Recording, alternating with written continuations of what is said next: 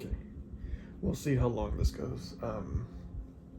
Not doing good because it is raining and it just hasn't been a good day for me in terms of my body and my functionality, but we will make things work. I wanted to show y'all 2 games real quick.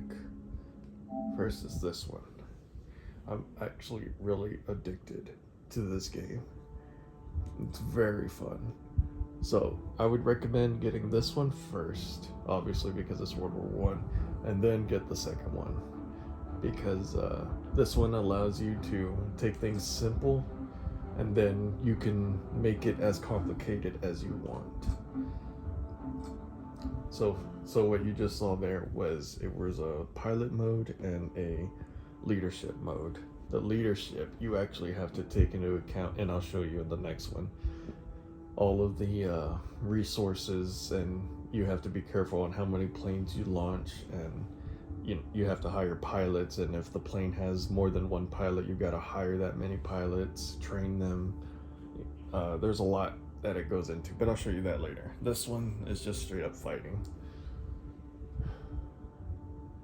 So I really like this game a lot.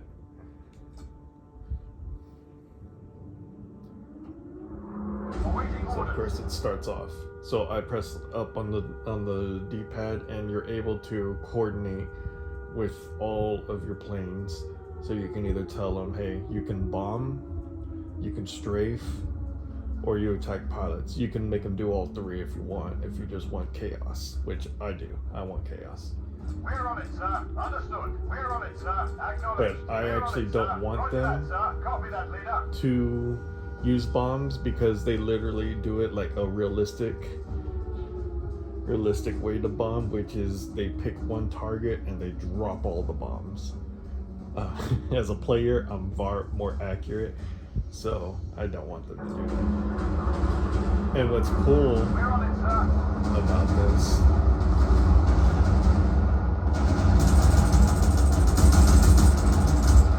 that's a little loud, even for me.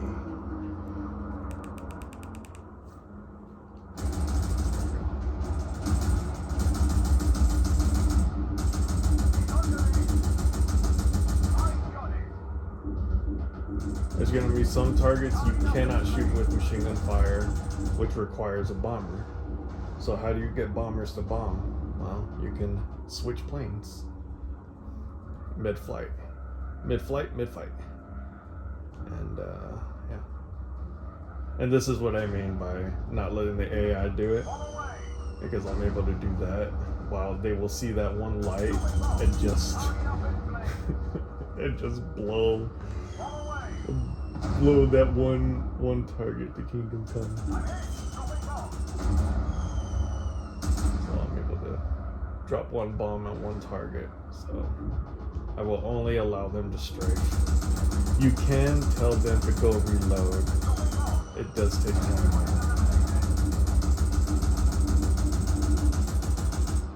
So I even show you. Oh, speaking of which, I can actually take control of that.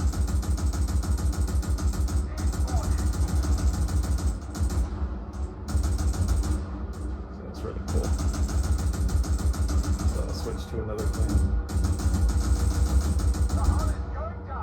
And then he's out of bombs, so I'm gonna go tell him, and it says it's gonna take him 89 seconds to go reload.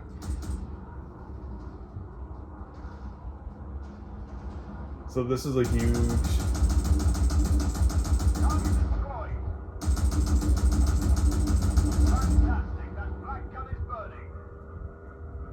huge fight that we're doing,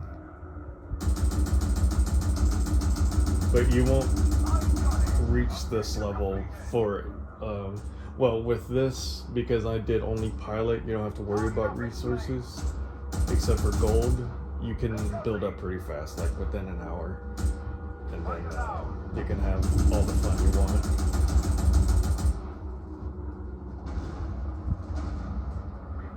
There is a pretty good variety of missions. The only drawback about both of these games combined is that they pretty much use one map, no matter what faction you choose. So So it could be like, hey, we need you in Egypt, so you need to fly over to Egypt, and then they bring you back to Poland. It's the same map, just with a different color scheme.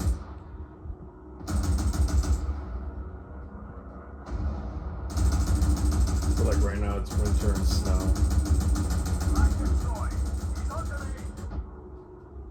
Let's find another bomber.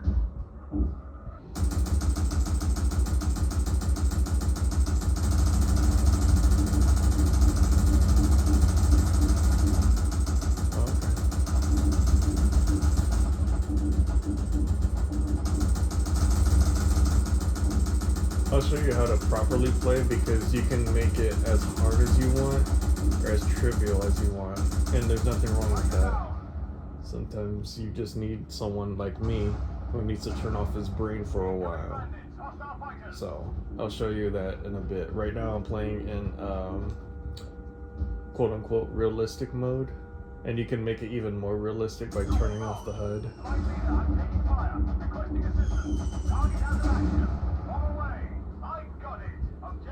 and making it very hard to distinguish from friend from foe, and trying to find the targets with your naked eye. You can do that, and that sounds like a lot of fun that I want to do, but I'm not built for that yet.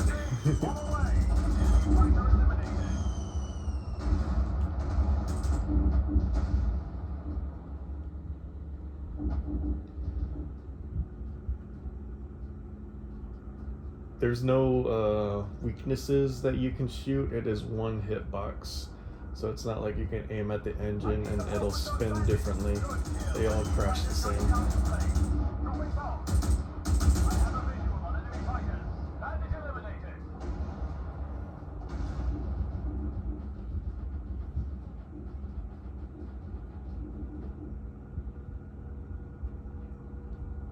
Just finishing the mission.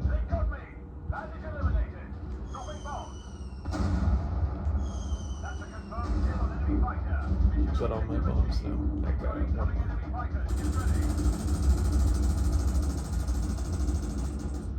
Yeah, and I like when you play 1 and 2, the planes do play very differently.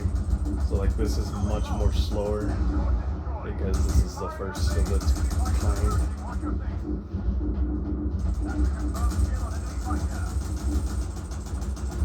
And then in World War II, the planes are much faster.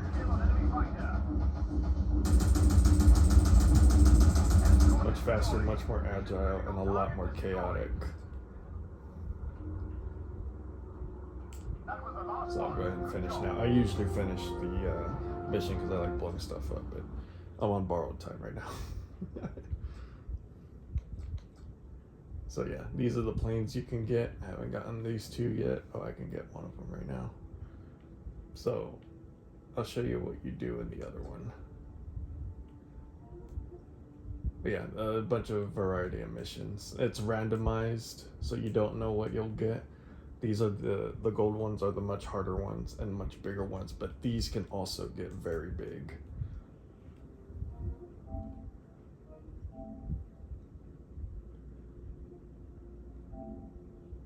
So this one doesn't have the option of doing only flight mode. You have to be a commander, which is why I recommend World War I first, because you're able to get the controls down and play it just for the fighting. But this one, you do have to I didn't want to give away my fuel. That's okay. I can just fight for more fuel. So like, these are the planes that I own, and each one takes up a certain resource, and that resource is over here. And I know it looks like a mess, but the tutorial is very well made. It teaches you very well what these mean. These are the where you can transfer resources if you need like more fuel or more other stuff. You can take gold, turn it into silver, and then you can turn it into fuel. Or if you have enough badges, turn it into silver, get fuel. Or you can just buy fuel from gold itself. And then this is the bank, where you can deposit and take money out.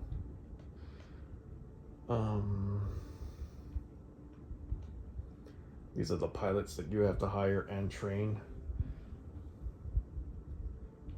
These are the recruiting lines. These are the badges that you upgrade. And then this is the base that you need to build. And you can actually look around to see what you built. So I actually got most of the base built. I just need these.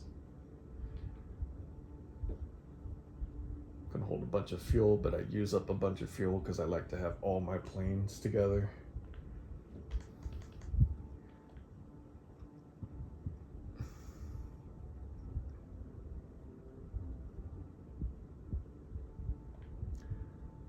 Yeah, see, flying all my planes right now costs 680 fuel, and the mission reward is only 450, so it's a net loss of around 280, or not 220, 30, 6, 7, 8, 30.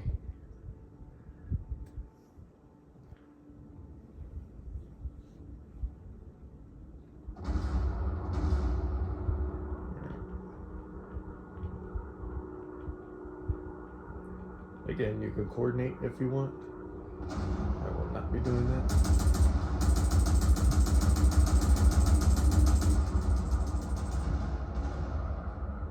See, the planes are much faster, much more agile to turn. And yes, they do sound differently. So let me show you that plane right now. Where's that? There it is. So it sounds like a normal plane, but as you do a dive, yeah, it does make that iconic sound. Unfortunately, there's no dive bombing, it's just this. So it is simple in that way.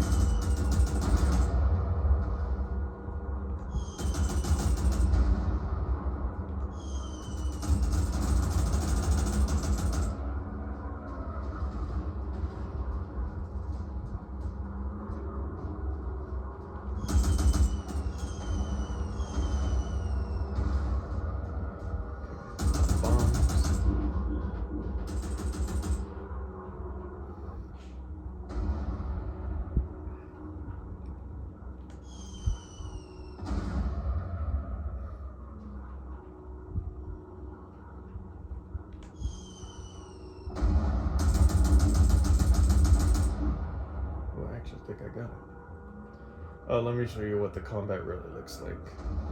So this is with not having hardcore on. It's able to lock on, and it'll drag you to the target.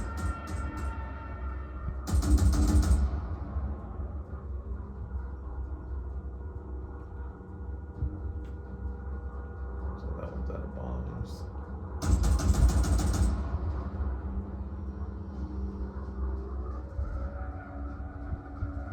If you do play hardcore, you do get rewarded a little extra cash.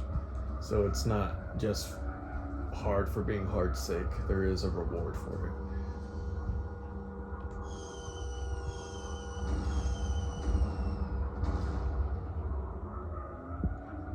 I like to manually drop my bombs, but you can just hold the trigger and it'll drop it like a carpet bomb.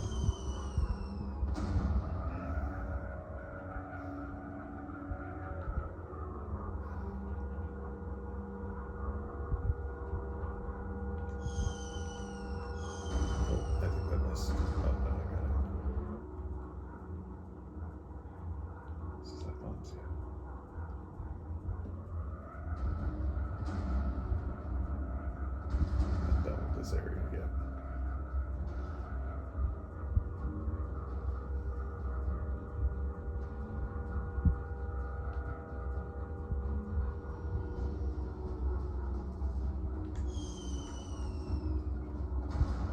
You only had one bomb. That's unfortunate. You don't have any bombs left. Yes. Get over here.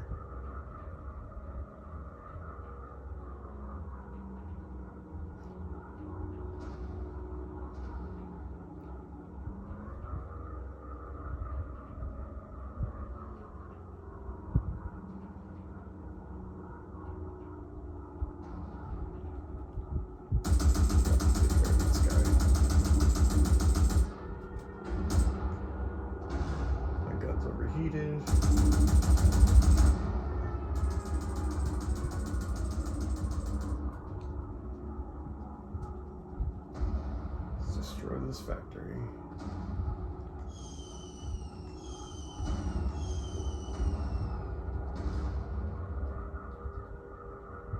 Every campaign you will have to start over.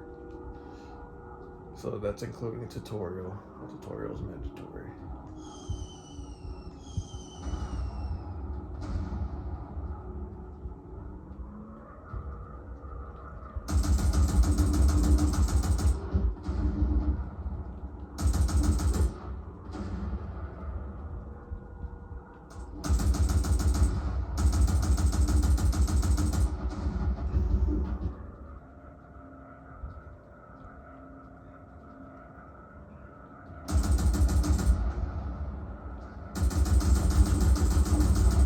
And every faction fights a different type of plane. So like, I think the Germans have it easier because it seems like a lot of UK planes.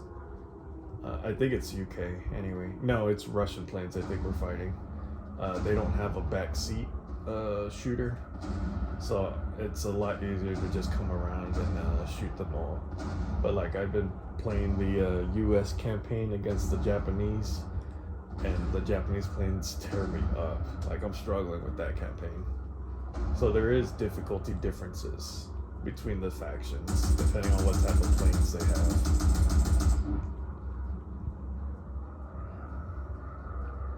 Oh, and it also allows you to shoot different things too. Because I just remembered looking at the lower right of my screen, the German planes were notorious for having two different fires.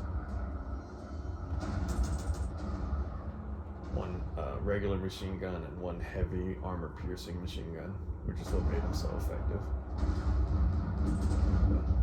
Do that. Regular fire, heavy fire. And then, of course, if you're talented enough, you can fire both.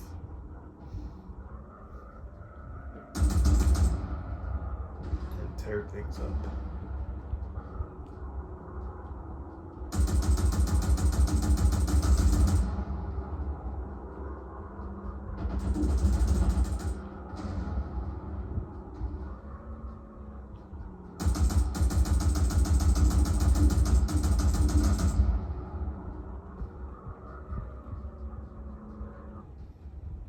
So yeah, I can finish now or stay on mission and take them all out. I'll go ahead and finish now.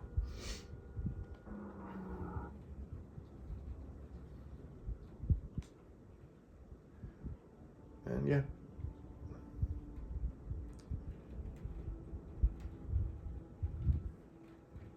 That's pretty much it.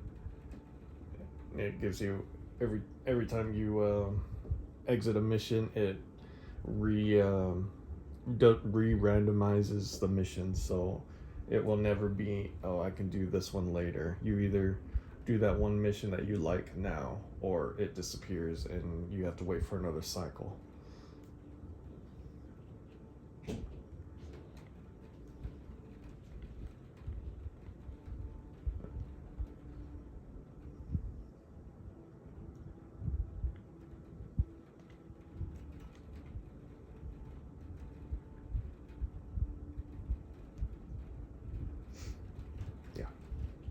That's pretty much it. I recommend getting both of these games. It's both pretty fun.